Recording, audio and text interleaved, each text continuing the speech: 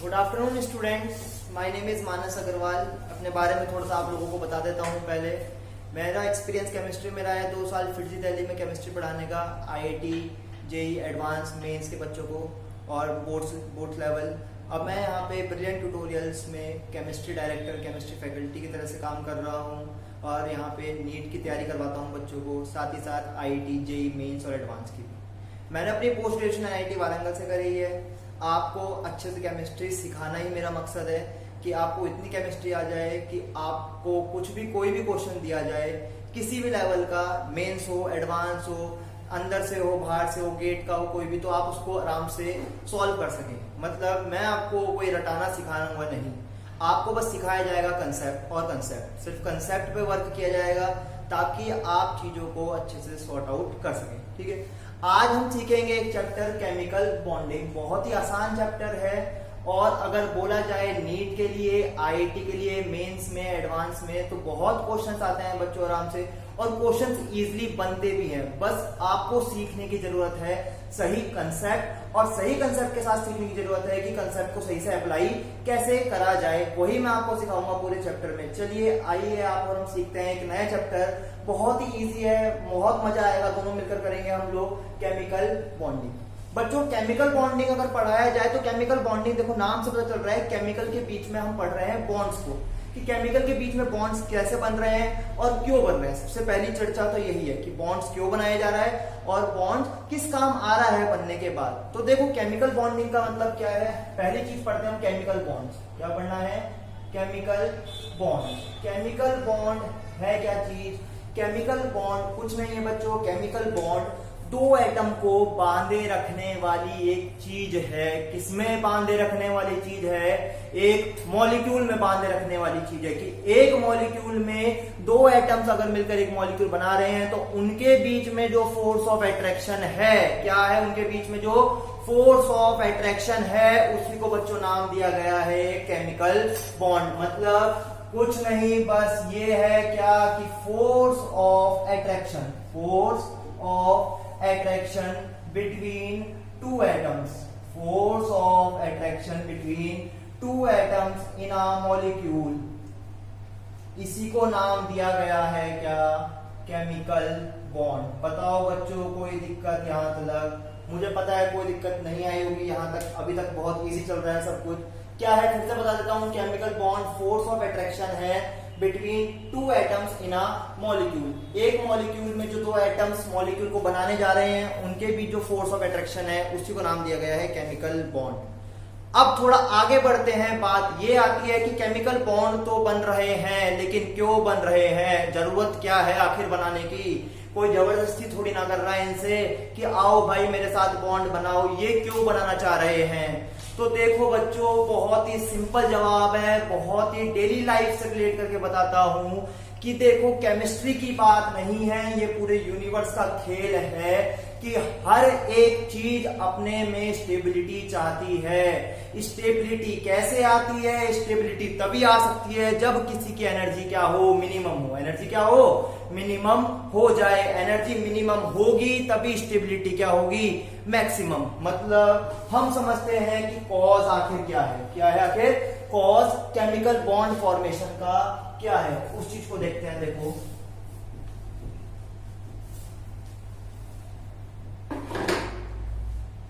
कि cause for chemical bond formation, chemical bond बन ही क्यों रहे हैं? तो बहुत ही पहला जवाब इसका हमें यहां पे मिला। क्या? उसके बारे में आगे भी चर्चा करेंगे। पहला जवाब हमें मिला to get maximum stability, maximum stability और मिनिमम एनर्जी। एनर्जी क्या हो जाए हमारी? मिनिमम हो जाए और स्टेबिलिटी क्या हो जाए हमारी? मैक्सिमम हो जाए। इसी के लिए केमिकल बॉन्ड बन रहे हैं। क्या बन रहे हैं? इसी के लिए केमिकल बॉन्ड बनाए जा रहे हैं। इसको थोड़ा और अच्छे से समझते हैं कि आखिर भाई स्टेबिलिटी अचीव कैसे हो रही है।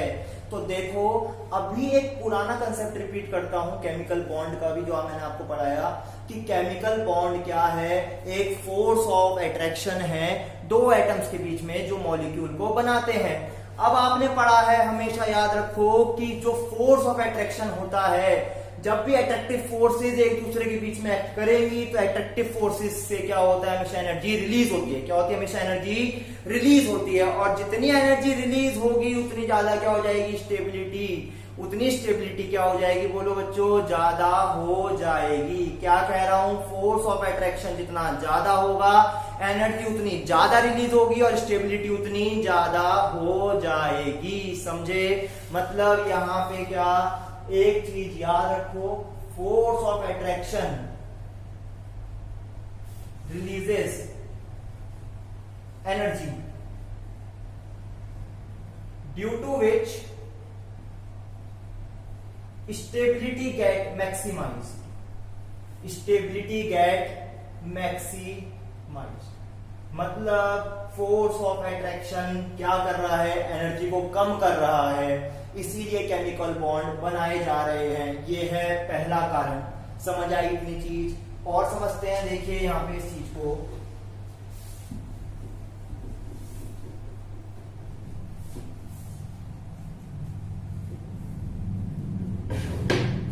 अगर मैं इस चीज को आपको थोड़ा ग्राफ के थ्रू समझाऊं तो देखिए,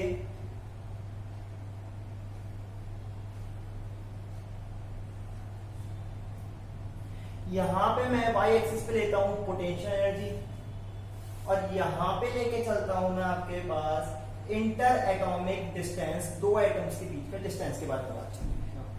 बोलिए, यहां पे आप देखिए, अगर मैं बोलता हूं कि इस पॉइंट ऑफ टाइम पे या फिर इस डिस्टेंस पे जो मेरे पास दो एटम्स थे वो एक दूसरे से बहुत दूर थे, वो क्या थे, एक दूसरे से बहुत दूरी पे थे या फिर एक दूसरे से फार अपार्ट थे। लेकिन जैसे ही क्या होने लगा, जैसे ही मैं आर को इस तरफ शिफ्ट करने लगा, आर को इस तरफ शिफ्ट करने का मतलब क्या है कि आर की वैल्यू को हम कम करते जा रहे हैं। आर की वैल्यू को कम करने का मतलब क्या है, इंटर एटॉमिक डिस्टेंस कम होती जा रही है। क्या होती जा रही है, इंटर एटॉमिक डिस्टेंस कम होती जा रही है। तो क्या देखा गया एक्सपेरिमेंटली, जैसे जैसे आर की वैल्यू को कम करते गए या फिर इंटर एटॉमिक डिस्टेंस डिक्रीज होती गई, वैसे वैसे मॉलिक्यूल एक दूसरे के पास आने लगे। मॉलिक्यूल क्या आने लगे, एक दूसरे के पास आने लगे। मतलब ये वाला मॉलिक्यूल, इसको मैं ऐसे प्रेजेंट कर देता हूं यहाँ पे, और ये वाला मॉलिक्यूल क्या आने लगा, यहाँ पे जब आया तो यहाँ पे आकर क्या हुआ, इन्होंने एक मॉलिक्यूल की फॉर्मेशन करी। क्या करी इन्होंने, यहाँ पे एक मॉलिक्यूल की फॉर्मेशन करी। मतलब हुआ क्या, जैसे जैसे आर की वैल्यू कम होने लगी तो कर्व कुछ इस तरीके से दिखा मुझे। मतलब अगर मैं समझाऊं इस कर्व को एक्सपेरिमेंटली आपको, तो ये चीज देखी गई, जैसे इंटर एटॉमिक डिस्टेंस कम हो रहा है तो एक स्टेज पे आके इंटर एटॉमिक डिस्टेंस या फिर एनर्जी क्या हो चुकी है, बहुत ज्यादा मिनिमम हो चुकी है। और बहुत ज्यादा मिनिमम यानी क्या, अट्रैक्शन इस वक्त क्या है, मैक्सिमम है। अट्रैक्शन क्या है इस वक्त, मैक्सिमम है। लेकिन अब बात ये आती है कि बताओ सर, अगर आपने इसको मिनिमम तो करा है, लेकिन जैसे ही आपने थोड़ी सी और कम करी तो एनर्जी का कर्व ऊपर क्यों चला गया, ये तो और नीचे जाना चाहिए था। तो प्यारे बच्चों, आपने बहुत सही चीज सोची है, लेकिन एक चीज समझो, होता क्या है, एक चीज सुनी होगी, ज्यादा नजदीकियां भी अच्छी नहीं होती हैं कभी। तो वही चीज यहाँ पे भी है मॉलिक्यूल में। क्या, अगर एटम्स पास पास आके मॉलिक्यूल को बना रहे हैं तो वो एक हद तक ही क्या आएंगे, पास आएंगे, जहां पे वो मॉलिक्यूल स्टेबल कहा जाएगा या फिर उसकी स्टेबिलिटी गेन हो जाएगी। लेकिन अगर उसके बाद उससे ज्यादा अगर वो पास आने की कोशिश करेंगे तो उनके बीच क्या हो जाएंगे, रिपल्शन ज्यादा डोमिनेटिंग हो जाएंगे, जिसकी वजह से मॉलिक्यूल अपनी स्टेबिलिटी को लूज कर देगा। मतलब ये पॉइंट क्या है, ये पॉइंट उसके लिए उसकी मिनिमम एनर्जी का पॉइंट है, जिसमें उसका attraction, force of attraction maximum है और स्टेबिलिटी भी क्या है, मैक्सिमम है। ये तो हुई पहले पॉइंट की चर्चा, क्या कि स्टेबिलिटी कैसे आ रही है, किस तरह उसको समझाया जा रहा है और केमिकल बॉन्ड क्यों बन रहे हैं। आते हैं दूसरी चीज की तरफ कि आखिर दूसरा रीजन क्या है केमिकल बॉन्ड बनने का। तो देखिए आप प्यारे बच्चों, जूनियर क्लासेस में आपने पढ़ा होगा, जब हम बॉन्ड्स पढ़ते हैं तो आपने एक चीज पढ़ी होगी, इनर्ट गैसेस। क्या पढ़ी है? Inert gases. और इनर्ट गैसेस आपने पढ़ा है बहुत ज्यादा स्टेबल होती है। क्या होती हैं? बहुत ज्यादा स्टेबल होती हैं। तो यही कारण यहां पे लाया गया है। अब दूसरा कारण समझते हैं क्या?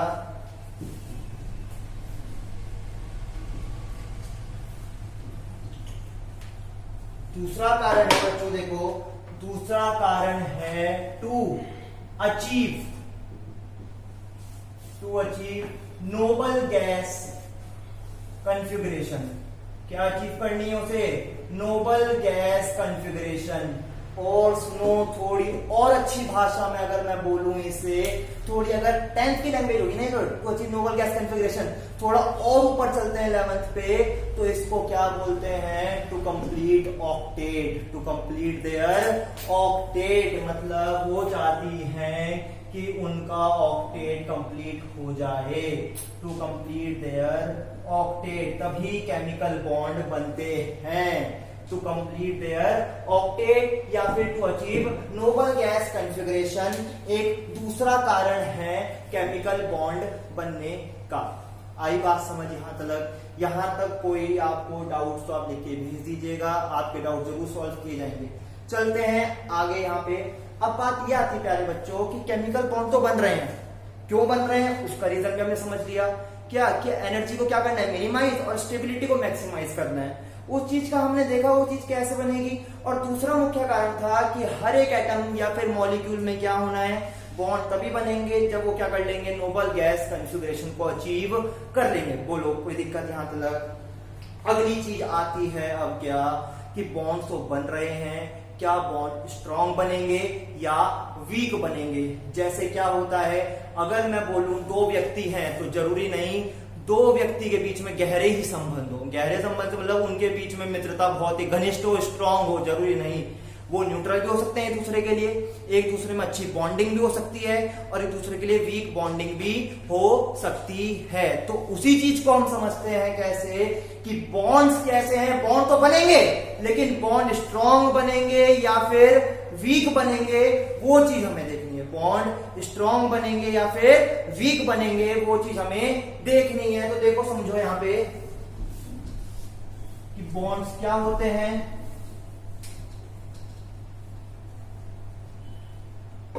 देखो बच्चों, तो जो बॉन्ड्स होते हैं अपने पास, बॉन्ड्स अगर मैं क्लासिफाई करूं तो बॉन्ड्स दो तरीके के होते हैं। बॉन्ड स्ट्रॉन्ग बॉन्ड भी होते हैं, क्या होते हैं? स्ट्रॉन्ग बॉन्ड्स भी होते हैं, और बॉन्ड्स वीक बॉन्ड्स भी होते हैं। क्या होते हैं वो? वीक बॉन्ड्स भी होते हैं। मतलब स्ट्रॉन्ग भी होंगे और वीक भी होंगे। स्ट्रॉन्ग, अब बात ये आती है कि स्ट्रॉन्ग बॉन्ड है, वीक बॉन्ड है, तो स्ट्रॉन्ग बॉन्ड कब बनेंगे और वीक बॉन्ड कब बनेंगे, वो एक बात की बात है। पहले हम ये देखेंगे, स्ट्रॉन्ग बॉन्ड में बस फोर्स ऑफ अट्रैक्शन ज्यादा होगा, और वीक बॉन्ड में फोर्स ऑफ अट्रैक्शन हल्का सा क्या होगा? कम होगा। मतलब ज्यादातर स्पीशीज बनाने की कोशिश इसे करेंगी, और अगर नहीं करवा पा रही होंगी तो वो कहां जाएंगी? वो जाना चाहेंगी तब वीक बॉन्ड्स की तरफ। अब देखिए स्ट्रॉन्ग बॉन्ड्स में कौन कौन से बॉन्ड्स आते हैं मेरे पास। स्ट्रॉन्ग बॉन्ड्स में बच्चों पहली चीज आती है अपने पास आयनिक बॉन्ड। क्या आती है? आयनिक बॉन्ड्स। और एक बात सुनो, आयनिक बॉन्ड्स को एक नाम दिया जाता है अलग से, इनको बोला जाता है इलेक्ट्रोवैलेंट बॉन्ड। क्या बोला जाता है इनको? Electrovalent bond. उसी में दूसरी कैटेगरी आती है कोवैलेंट बॉन्ड्स की। किसकी? कोवैलेंट बॉन्ड्स की। पहले थे स्ट्रॉन्ग बॉन्ड में आयनिक बॉन्ड, दूसरे बॉन्ड हो गए अपने पास कोवैलेंट बॉन्ड, तीसरे बॉन्ड जो आते हैं इसमें वो आते हैं अपने पास कोऑर्डिनेट बॉन्ड। क्या आते हैं? Coordinate bond. और इसी में अपने पास चौथे बॉन्ड में बोलूं तो वो आते हैं हमारे पास मेटेलिक बॉन्ड। क्या आते हैं अपने पास? वो मेटेलिक बॉन्ड्स। कोई दिक्कत? ये है चार कैटेगरी किसकी? स्ट्रॉन्ग बॉन्ड्स की।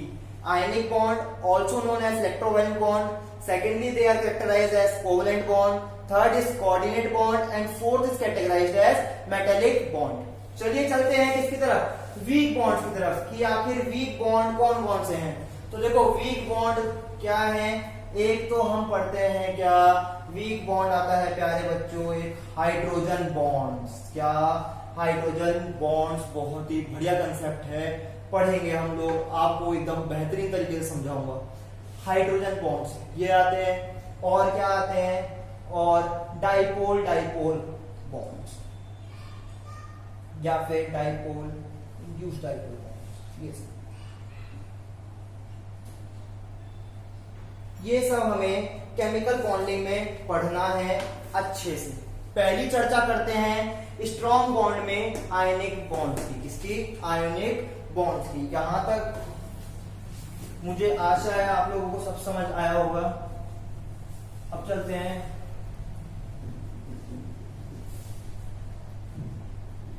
आयनिक बॉन्ड्स पे। पहली चीज समझते हैं हम, देखो बच्चों, आयनिक बॉन्ड, आयनिक बॉन्डिंग या फिर आयनिक बॉन्ड। सवाल बहुत सारे हैं, मुझे पता है आप लोगों के दिमाग में कि सर ने आयनिक बॉन्डिंग तो बता दिया है, लेकिन अभी तक ये नहीं बताया कि किसमें कैसी बॉन्डिंग आएगी, कि बॉन्ड कैसे बन रहे हैं, ये चीज सीख ली है। किसमें कैसी बॉन्डिंग आएगी वो मैं आपको बताता हूं। देखो अब आयनिक बॉन्ड, आयनिक बॉन्ड भी देखो, नाम से सब चीज समझने की कोशिश करो। आयनिक बॉन्डिंग यानी कि आयंस के बीच में बॉन्डिंग, आयंस के बीच में बॉन्डिंग को ही क्या बोलते हैं? आयनिक बॉन्डिंग बोलते हैं। लेकिन एक चीज और बेसिक समझो कि बॉन्ड बनता है सिर्फ फोर्स ऑफ अट्रैक्शन होने के कारण। क्या होने के कारण? फोर्स ऑफ अट्रैक्शन होने के कारण। और फोर्स ऑफ अट्रैक्शन कभी भी सेम आयंस में हो सकता है क्या? बोलो, सेम आयंस में फोर्स ऑफ अट्रैक्शन कभी भी नहीं होगा। फोर्स ऑफ अट्रैक्शन आपको पता है कब होगा? नेगेटिवली और पॉजिटिवली चार्ज आयन में। मतलब बहुत बढ़िया बात है क्या, अगर कोई पॉजिटिवली चार्ज आयन और कोई नेगेटिवली चार्ज आयन पास पास आते हैं तो उनके बीच में फोर्स ऑफ अट्रैक्शन होता है और बॉन्ड बनते हैं, और उसी बॉन्डिंग को बोलते हैं क्या? Ionic bonding. क्या बोलते हैं उसी को? Ionic bonding. मतलब कह तो दिया है, लिख भी देता हूं, देखो यहां पे, फोर्स ऑफ अट्रैक्शन। भाई बॉन्ड है तो अट्रैक्शन तो हो गई, तभी बॉन्ड बनेंगे।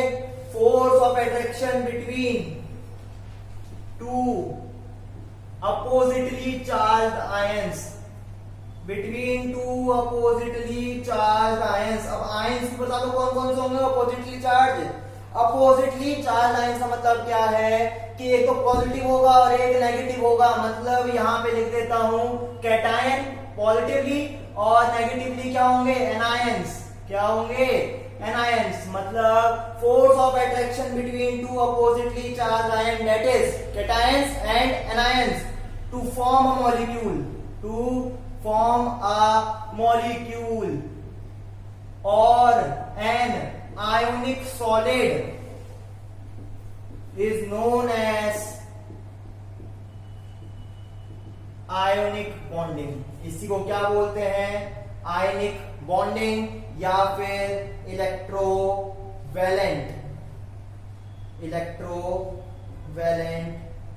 बॉन्डिंग। बोलिए क्या बताया? फिर से बताता हूं, आयनिक बॉन्डिंग आयंस के बीच की बॉन्डिंग है, और आयंस में force of attraction oppositely charge के बीच रहता है। अपोजिटली चार्ज को बोलते हैं, पॉजिटिव वाला कैटायन होता है, नेगेटिव वाला एनायन होता है। जब ये दोनों पास पास आएंगे, इनके बीच में कुछ फोर्स ऑफ अट्रैक्शन लगेंगे, उनकी वजह से एक मॉलिक्यूल बनेगा या फिर एक आयनिक सॉलिड बनेगा। उसी बॉन्डिंग को क्या बोला जाता है? जो एक आयनिक सॉलिड बनाने में काम आती है कैटायंस और एनायन से, उसी को बोलते हैं आयोनिक बॉन्डिंग। अब बात ये आती है कि सर ये तो डेफिनेशन हो गई, कंसेप्ट क्या है, कब कैटायन, कौन सा एनायन, कैसे करेंगे, तो उसको भी देखिए, उसका भी जवाब है मेरे पास। देखो बच्चों, कैटायन और एनायन, कैटायन कौन बनाना चाहता है ये सब बताने की जरूरत नहीं है।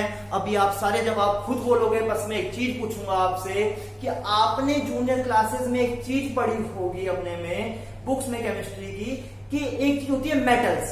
क्या चीज होती है? मेटल्स। और एक चीज होती है नॉन मेटल्स। एक होते हैं मेटल्स और एक चीज होती है नॉन मेटल्स। और उसमें पहला ही पॉइंट जबरदस्त लिखा रहता था मेटल्स के लिए कि metals are known to lose electrons. Metals जाने ही इलेक्ट्रॉन को देने के लिए जाते हैं। मतलब मेटल्स का काम क्या है? इलेक्ट्रॉन देना। मेटल का काम क्या है? इलेक्ट्रॉन देना। मतलब कैटायन कब बनते हैं? जब कोई मेटल इलेक्ट्रॉन देगा। मतलब पहली चीज आ गई कि यहां पे एक आएगा मेटल। आयनिक बॉन्डिंग में काम किसका है? मेटल का काम है। किसका काम है? मेटल का। क्यों? सिर्फ मेटल के बस की ही है इलेक्ट्रॉन को देना और मेटल ही कैटायन को बना सकता है। तो एक चीज आ गई मेटल। दूसरी चीज अगला टॉपिक में ही आता है आपके पास नॉन मेटल। और non metal are always known to gain electrons. बहुत ही कंजूस हैं, पैसा नहीं देना चाहते हैं या फिर इलेक्ट्रॉन नहीं देना चाहते हैं, बस खींचना चाहते हैं। बस क्या चाहते हैं? खींचना चाहते हैं। तो ये इलेक्ट्रॉन्स को खाएंगे। ये क्या करेंगे? इलेक्ट्रॉन्स को खाएंगे। मतलब इलेक्ट्रॉन अपने पास खींचेंगे। क्या करेंगे? इलेक्ट्रॉन्स को अपने पास खींचेंगे। इलेक्ट्रॉन्स अपने पास खींचेंगे तो नेगेटिव चार्ज अपने ऊपर बढ़ाएंगे तो क्या बनेगा? एनायंस। क्या बन जाएंगे? एनायंस। मतलब समझो प्यारे बच्चों, आयनिक बॉन्डिंग में किस किस का काम है? एक मेटल और दूसरा नॉन मेटल। एक मेटल और दूसरा नॉन मेटल। अब बात ये आती है कि मेटल तो बहुत है पीरियोडिक टेबल में, नॉन मेटल भी बहुत है पीरियोडिक टेबल में। क्या हर कोई आयनिक बॉन्डिंग बना लेगा चलता फिरता? कहने को कार्बन भी नॉन मेटल है। सर हमने कभी नहीं सुना कि कार्बन कोई मेटेलिक बॉन्ड बनाता हो या आयनिक बॉन्ड बनाता हो। तो हम कैसे पहचानेंगे कि वो आयनिक बॉन्ड बना रहा है या नहीं बना रहा है? तो समझो बच्चों, उसका भी जवाब है मेरे पास, बस देखते चलो इस चीज को।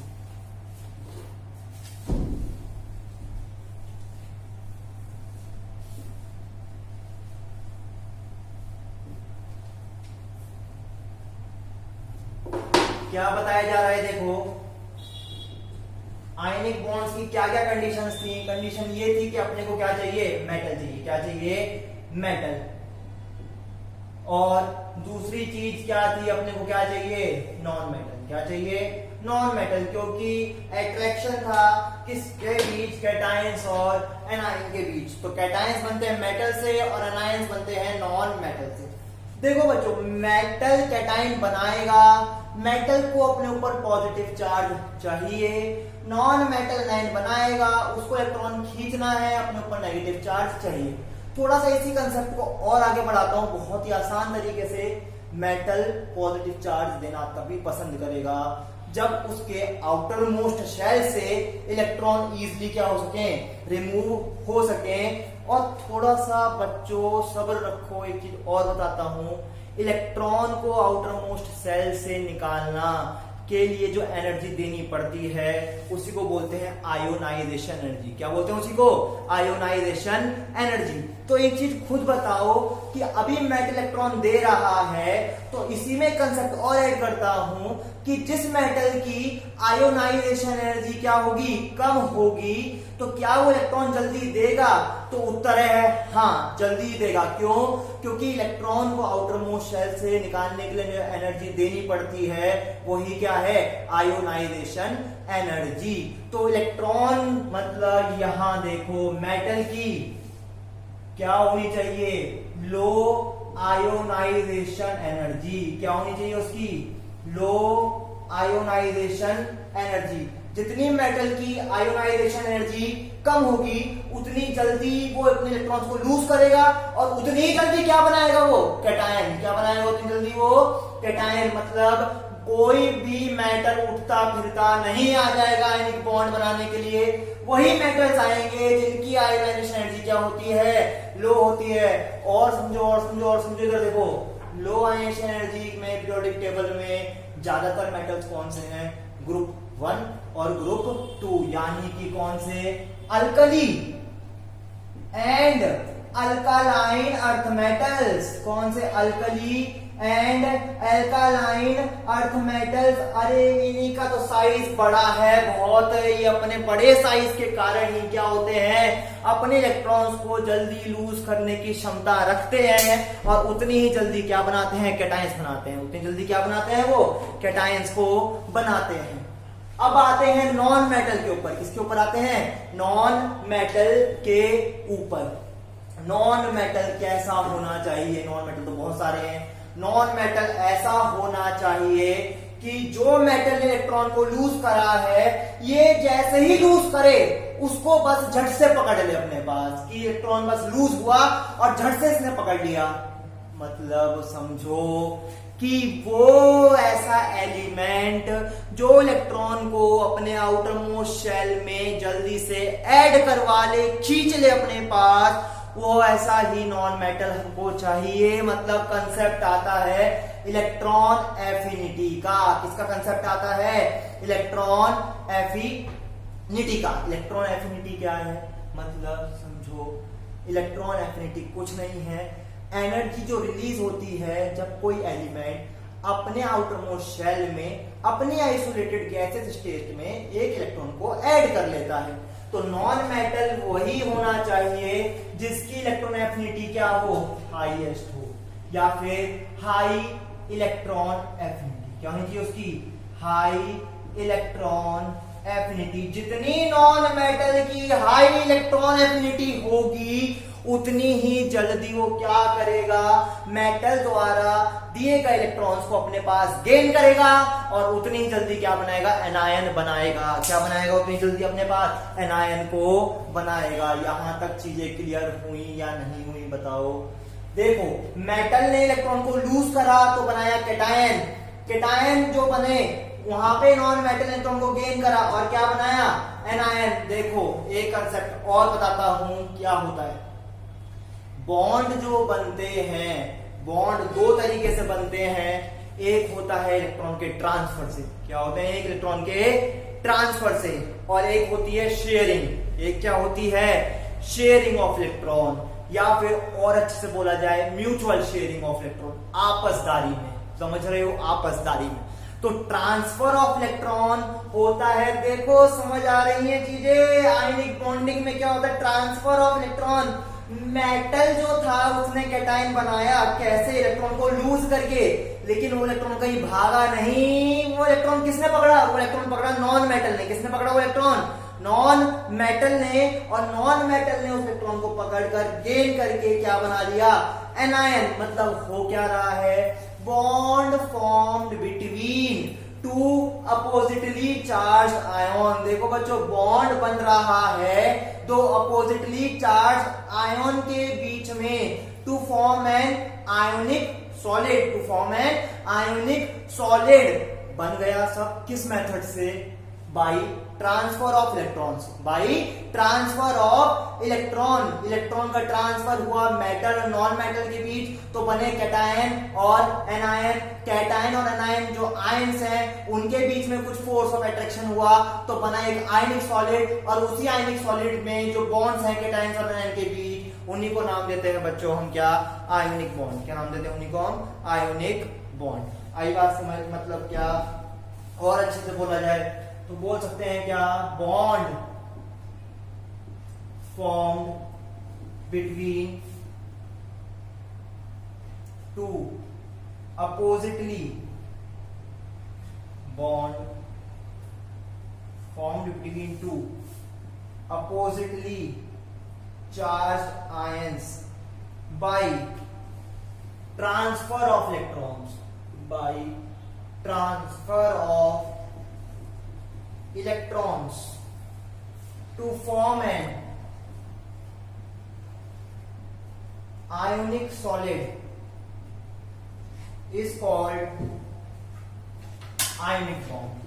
Is called ionic bond.